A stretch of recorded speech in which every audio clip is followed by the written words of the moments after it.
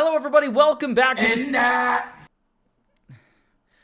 Hello everybody, welcome back to the channel. Today what we're going to be talking about... You gotta clear your throat. Shut up! I'm trying to record in here.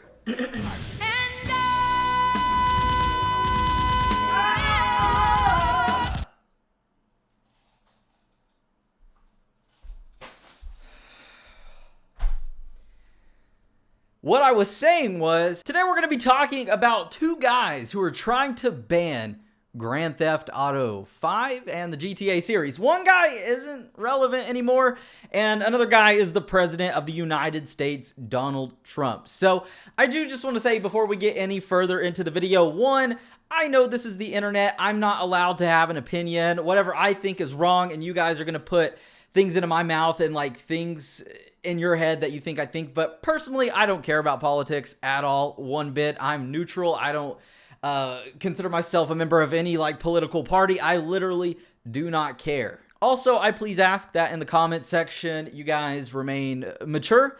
I like to think that a lot of you watching this are mature people and you're not going to bash people, you're not going to cuss at people because of their different beliefs and views and opinions from what you may think. So with that said, give the video a thumbs up if you are ready for some awesome content, and let's get started. So this idea kind of came to me last night on Twitter. Soaring Owl tweeted this to me. He was like, dude, you should talk about Jack Thompson in a video. And I have mentioned him briefly before. We're actually going to talk about Jack Thompson a little bit later, but he's a disbarred lawyer. He has hated the GTA series openly since like 2003. And like I said, we're going to get to him in a moment. But first off, let's talk about Donald Trump. So ever since the school shooting in Florida last month, Donald Trump has been on a tirade to ban violent video games because violent video games are responsible for school shootings. They're responsible for everything that goes wrong in the world, right? No. This is something in the last few years that has been going on. Anytime something big happens in the media involving like a teenager doing something crazy, it's always supposedly linked to violent video games. And personally, my opinion, I don't feel like that's true. In my own personal experience, take this. I'm in my early 20s now. I've been playing violent video games since I was about 5 or 6 years old. Literally, they've always been there in my life. I've always played them. And being in my early 20s, not once in my life have I ever acted out violently in a public place or at home. Yes, I've raged at video games and I've gotten mad and broken a controller or two, but hey, who hasn't done that? But so far in my life, I don't have a criminal record. I've never acted out, never got in trouble at school, was never disruptive or anything of that nature. And guess what? I've played violent video games. I even got GTA Vice City when I was 7 years old. My grandma bought it for me. I was 7 years old.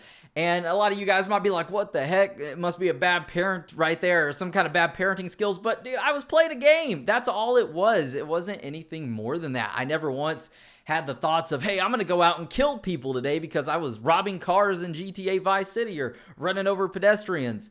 I've never had that thought. Not once in my life. I was also listening to rap music, 50 Cent's album and like the song Candy Shop when I was in the 2nd grade when that first came out.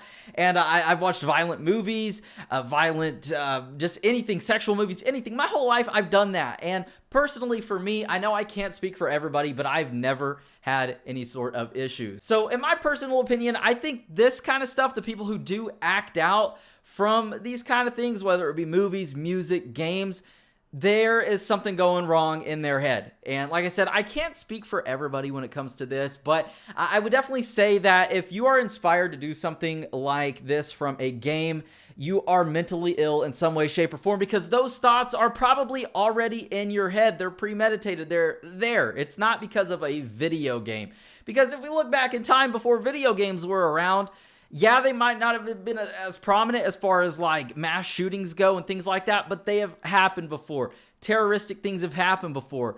Look back in the 60s, I think it was, the guy at UT who went on the clock tower and shot up the place with a sniper rifle. Do you think he was playing a game back in 1969, I think it was? I'm not sure the exact date. It was 1966, excuse me for that. But I think video games might have been invented then, like the first ever game, but like literally nobody had it. It wasn't in every single household. So do you think this guy was playing games and inspired by a game? No, this stuff has happened many times before. You can't link games and violence directly and say that, yes, this is the reason why, ban it, and it'll all disappear and the world will be perfect. Now enter Jack Thompson. This is the guy we're going to be talking about today. This is a guy who openly hates the GTA series, and for years now, he's been trying to get the series banned. He was a former lawyer in Florida. I believe he is now disbarred as of 2008, meaning he can no longer be a lawyer in the United States in any state whatsoever. And you know what's ironic about this? He was disbarred for misconduct. And isn't that ironic coming from this perfect little angel who openly hates violent video games, sexual games, rap music, and things like that? Like, isn't that ironic? So throughout the years, he's campaigned, like I said, against rap music, violent video games, movies, and some games in particular that you might be familiar with are obviously the Grand Theft Auto series, Bully, Counter-Strike, Doom, and even Mortal Kombat. Any game you can think of, this guy's probably like openly hated it and tried to campaign against it and ban it because it's linked to violence and it's the reason that all this bad stuff is happening in the world. So how did Jack come into play with the Grand Theft Auto series? Well, this actually started way back in 2003 when he was appointed to a case of a 16-year-old boy who had murdered somebody, and he had played a lot of Grand Theft Auto, and he was openly against this, and he was representing this victim's family. That same year, he also filed a lawsuit against another group of people. It was the victims of two stepbrothers who went on a rampage because they actually told investigators that they were inspired by Grand Theft Auto 3, just like Dustin Lynch, the first guy we talked about that Jack Thompson was openly out against and trying to represent these victims' families. They said they were inspired by GTA 3, or the first or the second group of people, the two stepbrothers, said they were inspired by GTA 3. The other guy just played a lot of GTA 3. So you can't directly link the two here. Whether or not you say you were inspired by something, this game is not the reason that you went out and murdered a bunch of people. That was already there in your head. You had a couple screws loose or something. Moving on to 2005, he's still openly against the GTA series.